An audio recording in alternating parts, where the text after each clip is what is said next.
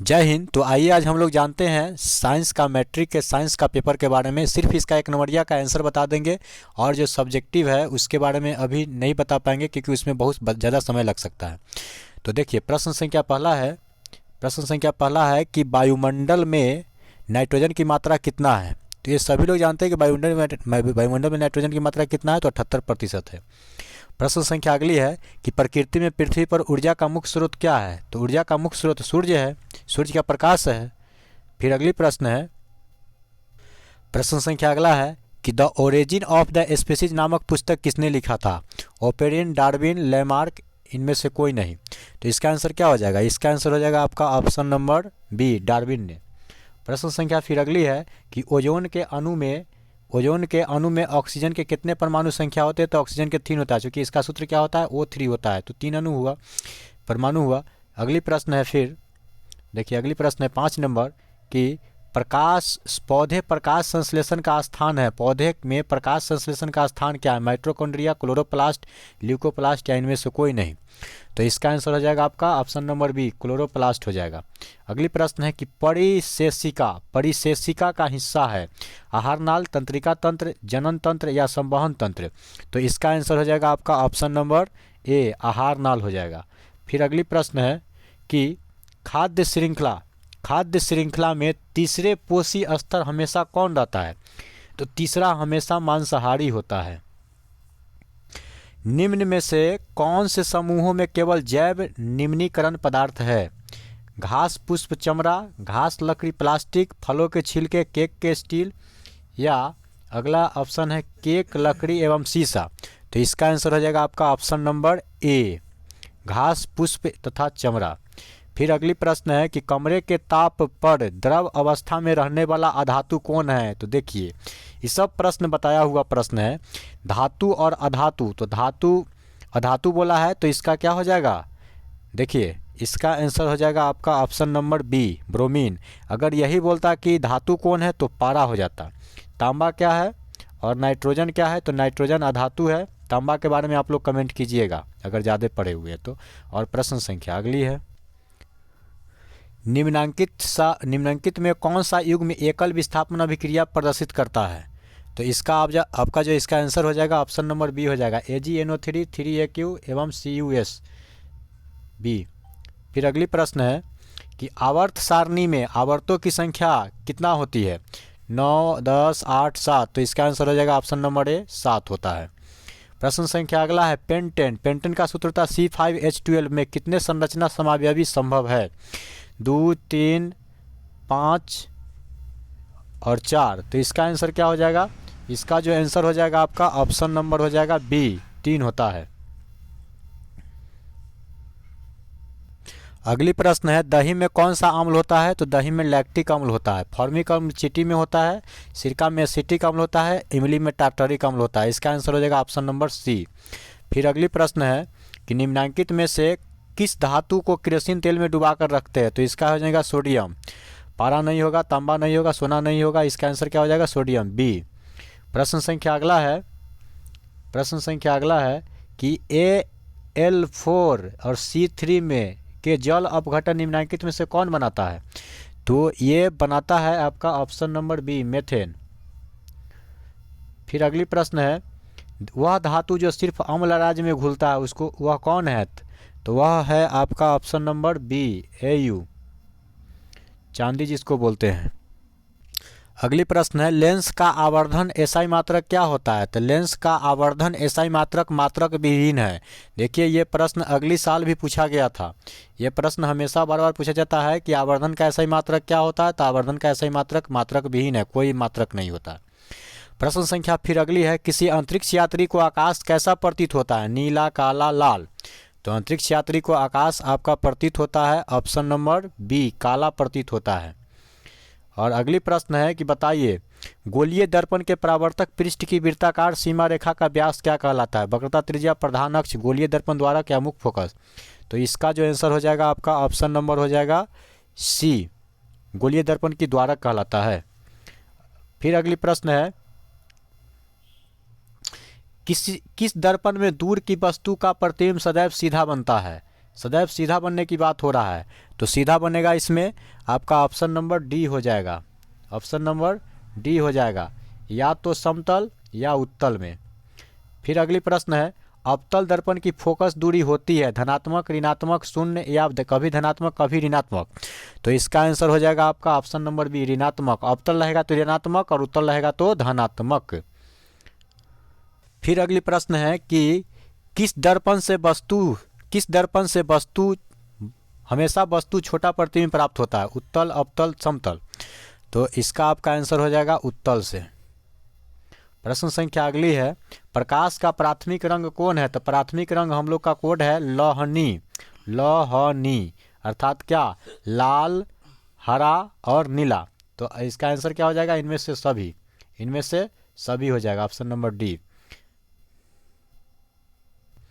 फिर अगली प्रश्न है, तारे का टिमटिमाना प्रकाश की किस घटना को दर्शाता है? तो देखिए यहाँ तारे टिमटिमाते नहीं है, हम लोग को आँख को धोखा दिया जा रहा है। तो आँख के धोखा देने का मतलब है क्या? कि अपवर्तन, प्रकाश के अपवर्तन के कारण तारे टिमटिमाते हैं। प्रश्न संख्या अगली है कि निम्नलिखित में से कौन सी अधातु विद्युत का सुचालक है? तो अधातु है तो सल्फर, नाइट्रोजन या क्लोरीन। तो ये सभी, क्लोरीन भी अधातु है, नाइट्रोजन भी अधातु है, ये सभी अधातु ही है। लेकिन ग्रेफाइट जो है ना, अधातु रहते हुए भी विद्युत का सुचालक होता है, और ये ग्रेफाइट जो है कार्बन का अपरूप है। अगली प्रश्न है, बैटरी का अम्ल है। बैटरी का अम्ल है, बैटरी का कौन सा अम्ल है? सांद्र HCl, HNO3 या H2SO4। तो इसका आंसर होगा आपका ऑप्शन नंबर सी, H2SO4। इसको सल्फ्यूरिक अम्ल बोला जाता है। अगली है, कली चूना का रासायनिक सूत्र क्या है? कली चूना का रासायनिक सूत्र है आपका ऑप्शन नंबर सी, CaO। अगली प्रश्न है, प्रश्न संख्या 28 है कि आयोडीन युक्त नमक है। तो इसका क्या आंसर हो जाएगा? इसका आंसर आपका हो जाएगा ऑप्शन नंबर सी, ए और बी दोनों। उसके बाद फिर प्रश्न है, प्लास्टर ऑफ पेरिस का रासायनिक नाम क्या है? प्लास्टर ऑफ पेरिस का रासायनिक नाम क्या है? तो इसका रासायनिक नाम है कैल्शियम सल्फेट अर्धहाइड्रेट, क्योंकि इसमें आधा रहता है सूत्र में। फिर अगली प्रश्न है, लौंग तेल किस प्रकार का सूचक है? प्राकृतिक, संश्लेषित या गंधीय? तो क्या होगा इसका आंसर? इसका आंसर आपका हो जाएगा ऑप्शन नंबर आपका क्या हो जाएगा? सी, गंधीय है। फिर अगली प्रश्न है कि घरेलू गैस LPG का मुख्य अवयव क्या है? तो इसका ब्यूटेन होगा। और अगली प्रश्न फिर है कि C60 कार्बन 60 फ्लोरीन की आकृति कैसा होता है? तो फ्लोरीन जो भी है वो भी है कार्बन का अपरूप है, इसका आकार फुटबॉल के जैसा होता है। चतुष्फलकीय हीरा का आकार होता है, और हीरा का अपवर्तनांक 2.42 होता है। भारत का भी आकार कैसा? चतुष्फलकीय हीरा के जैसा ही है। अगली प्रश्न है, एक वयस्क मनुष्य के कितने दांत होते हैं? तो एक वयस्क मनुष्य में 32 दांत होते हैं। लेकिन अगर प्रश्न पूछ लिया जाए कि बताइए एक मनुष्य के जीवन काल में कितने दांत होते हैं? तो 52 दांत होते हैं। कितने दांत दोबारा जन्म लेते हैं? तो 20 दांत दोबारा जन्म लेते हैं। प्रश्न संख्या अगला है कि मस्तिष्क उत्तरदायी है हृदय स्पंदन के लिए, शारीरिक संतुलन के लिए, सोचने के लिए, या इनमें से सभी होगा। अगली प्रश्न है, ट्रैकिया किस जीव का श्वसन अंग है? तो ट्रैकिया है कॉकरोच का। कॉकरोच का श्वसन अंग कौन है? ट्रैकिया। फिर अगली प्रश्न है कि शरीर में भोजन पचना किस प्रकार की अभिक्रिया है? तो यह उपचयन अभिक्रिया है। और अगली प्रश्न फिर है कि पूर्ण विकसित अंडाशय क्या कहलाता है? तो पूर्ण विकसित अंडाशय आपका कहलाएगा ऑप्शन नंबर हो जाएगा सी, फॉल। फिर अगली प्रश्न है कि एक स्त्री में कौन सा गुणसूत्र होता है? तो देखिए मित्रों, स्त्री आएगा तो XX, अगर पुरुष रहता तो XY, पुरुष में XY दोनों होता है। तो इसका आंसर हो जाएगा ऑप्शन नंबर बी। आगे है, मृतोपजीवी का उदाहरण कौन है? अमीबा, गोरबा, अमरबेल या उड़हुल? तो इसका जो आंसर हो जाएगा आपका ऑप्शन नंबर हो जाएगा बी, गोबरछत्ता। 40 नंबर प्रश्न है, गार्ड कोशिका की कौन सी भित्ति मोटी होती है? गार्ड कोशिका की कौन सी भित्ति मोटी होती है? भीतरी, बाहरी, इनमें से सभी या पार्श्व? तो इसका जो आंसर हो जाएगा आपका ऑप्शन नंबर डी, क्या होगा? इनमें से सभी। अगली प्रश्न है, आयोडीन को निम्नलिखित में से किस द्रव को घोलने में स्टिंक्चर आयोडीन बनता है? तो किस में घोलने में टिंक्चर आयोडीन बनता है? तो ये बनता है आपका ऑप्शन नंबर ए, क्लोरोफॉर्म में। और प्रश्न संख्या अगली है कि डालडा में उपस्थित वसा अम्ल किस प्रकार के होता है? तो ये होता है संतृप्त अम्ल होता है। फिर अगली प्रश्न है कि प्रोपेन का क्रियाशील समूह का मूलक कौन है? तो इसका हो जाएगा सिंगल बॉन्ड सी और डबल बॉन्ड ओ, अर्थात ऑप्शन नंबर सी हो जाएगा इसका। फिर अगली प्रश्न है इथिलीन। इथिलीन इथिलीन है पैराफिन, ओलिफिन, एल्काइन या एल्केन? तो इसका जो आंसर हो जाएगा आपका ऑप्शन नंबर ए, क्या होगा ये? पैराफिन है। प्रश्न संख्या अगला है निम्नलिखित में से कौन जीवाश्म ईंधन नहीं है? पेट्रोलियम, कोयला, प्राकृतिक गैस या बायोगैस? तो इसका आंसर हो जाएगा बायोगैस। फिर अगली प्रश्न है कि टिहरी बांध, टिहरी बांध निर्माण का उद्देश्य क्या था?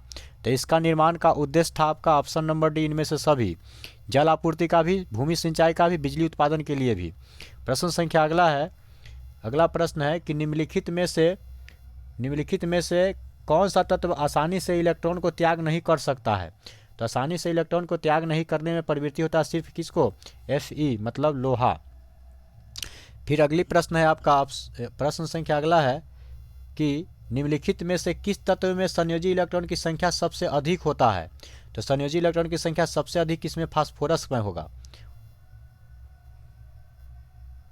प्रश्न संख्या अगला है किसी विद्युत बल्ब का अनुमानित 220 वोल्ट तथा 100 वाट जब इसे 110 वोल्ट पर प्रचलित करते हैं तब इसके द्वारा उपयुक्त शक्ति होगी। तो इसके द्वारा उपयुक्त शक्ति होगी आपका ऑप्शन नंबर सी 50 वाट। और शक्ति का सही मात्रक क्या होता है? वाट होता है। प्रश्न संख्या अगला है निम्नलिखित में से किसे लंबे विद्युत धारावाही तार के निकट चुंबकीय क्षेत्र का सही वर्णन करता है? तो इसका सही वर्णन करता है आपका option number D. Option number D चुंबकीय क्षेत्र की सकेंद्री क्षेत्र तथा रेखाओं का केंद्र का तार होता है। प्रश्न संख्या अगला है कि प्रतिरोधकता का ऐसा ही मात्रक क्या होता है? तो देखिए प्रतिरोध अगर पूछता तो प्रतिरोध का ऐसा ही मात्रक ओम होता है, लेकिन इसमें पूछा है प्रतिरोधकता का ऐसा ही मात्रक क्या होता है? तो ओम मीटर होता है। फिर अगली प्रश्न है कि जब एक से अधिक प्रतिरोधक श्रेणी में जुड़े होते हैं तब कौन सी भौतिक राशि उसमें समान रहती है? तो कौन सी भौतिक राशि समान रहता है? तो वो समान रहता है आपका ऑप्शन नंबर बी, विद्युत धारा समान रहता है। फिर अगली प्रश्न है कि अनवीकरणीय ऊर्जा है, तो अनवीकरणीय ऊर्जा कौन होगा? तो इसका आंसर हो जाएगा ऑप्शन नंबर सी, कोयला से प्राप्त ऊर्जा। फिर अगली प्रश्न है एक पारदर्शी गोलीय कवच की बाहरी त्रिज्या 20 सेंटीमीटर तथा भीतरी त्रिज्या 19.8 सेंटीमीटर है, तो त्रिज्या के आपतित प्रकाश के लिए यह कैसा व्यवहार करेगा? तो यह जो व्यवहार करेगा ना आपका ऑप्शन नंबर बी के जैसा व्यवहार करेगा, प्रिज्म के जैसा व्यवहार करेगा। और अगली प्रश्न है फिर कि ऊर्जा के दो अनवीकरणीय स्रोत बताइए। नवीकरणीय नहीं है, कौन सा है? अनवीकरणीय। ध्यान देने योग्य बात है। तो इसका जो आंसर हो जाएगा ना, इसका आंसर हो जाएगा आपका ऑप्शन नंबर सी, पेट्रोलियम तथा कोयला। फिर अगली प्रश्न है उत्तम ऊर्जा का स्रोत वह है, तो उत्तम ऊर्जा का स्रोत वह कौन है? तो वह है जो ऑप्शन नंबर इसमें नजर आ रहा है, तो यह नजर आ रहा है ऑप्शन नंबर डी में, यह इसमें सभी में गुण है यह। अगले प्रश्न है निम्न में से किसे रासायनिक का दूध कहा जाता है? तो रासायनिक का दूध किसको कहा जाता है? तो यह कहा जाता है आपका ऑप्शन नंबर डी, हार्मोन को रासायनिक का दूध कहा जाता है। हार्मोन को रासायनिक का दूध कहा जाता है। फिर अगली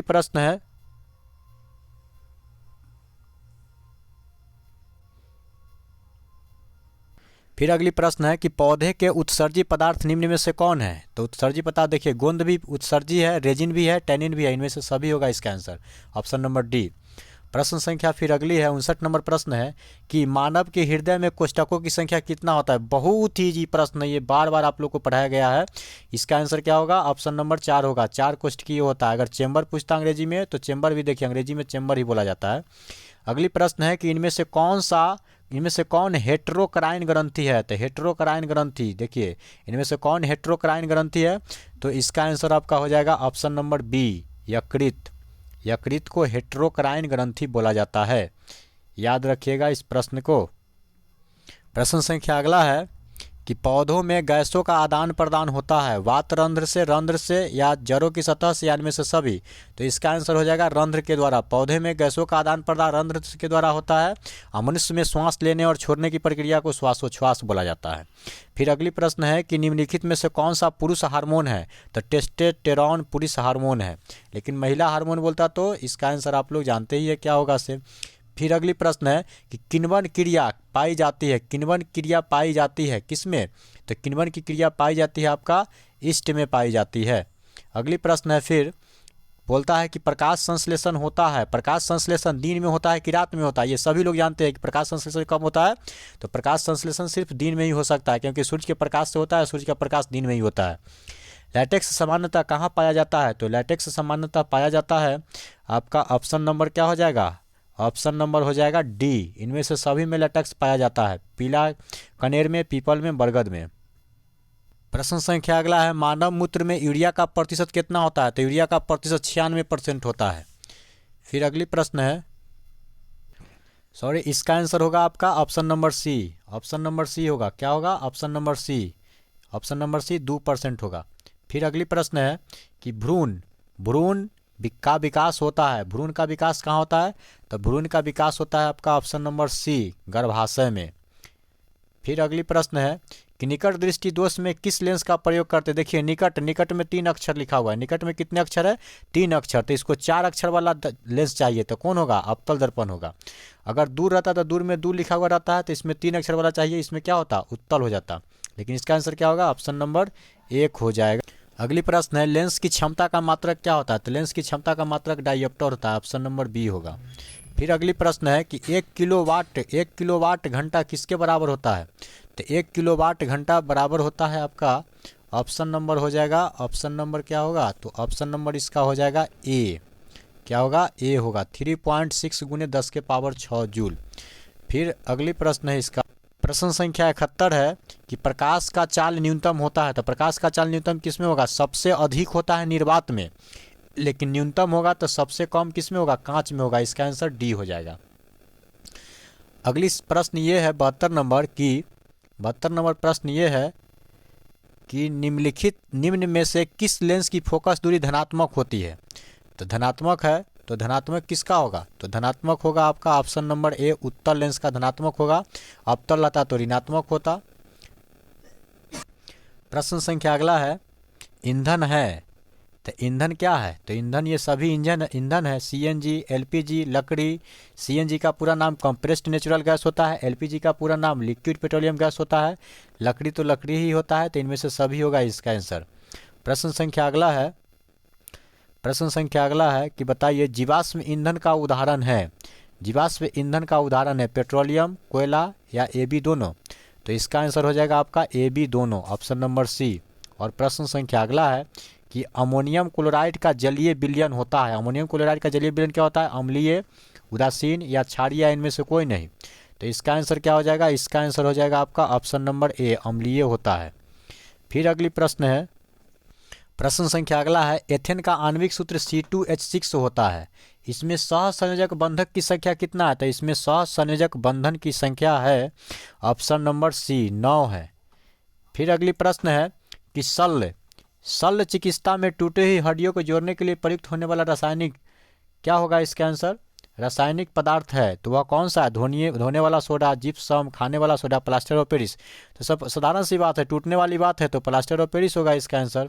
फिर अगली प्रश्न है, प्रश्न संख्या अगला है 78 नंबर की पीएच मान, किस पीएच मान वाला विलयन सबसे अधिक अम्लीय होगा? तो पीएच का मतलब होता है पावर ऑफ हाइड्रोजन, इसका खोज सोरेनसन साहब ने किया था। तो किसका पीएच मान वाला सबसे अधिक अम्लीय होगा? तो सबसे अधिक अम्लीय होगा ऑप्शन नंबर 1, जिसका पीएच मान कम होगा वो सबसे अधिक अम्लीय होगा। फिर अगली प्रश्न है, प्रश्न संख्या 79 है। प्रश्न ये है कि बताइए एथाइन में कार्बन परमाणुओं के बीच कितने सहसंयोजक बंधन होते हैं? तो एथाइन में कार्बन परमाणुओं के बीच होता है फोर्थ बंध, ठीक है, सहसंयोजक बंधन। और इस सेशन का आखिरी प्रश्न है, आखिरी प्रश्न ये है कि क्यूपराइट निम्नांकित में से किस धातु का अयस्क है? तो क्यूपराइट जो है ना, ये होगा आपका, क्यूपराइट जो है आपका है क्या, किसका? तो ये होगा आंसर आपका कॉपर का। तो इस सेशन का प्रश्न खत्म हो गया है। अब आप मिलाकर बताइए कि आपका कितना सही हुआ है, कमेंट जरूर कीजिएगा। इस सेशन के आखिरी बार ये बोल रहे हैं कि कमेंट जरूर कीजिएगा कितना आपका सही हो रहा है। इसी के साथ वीडियो को एंड करते हैं। जय हिंद।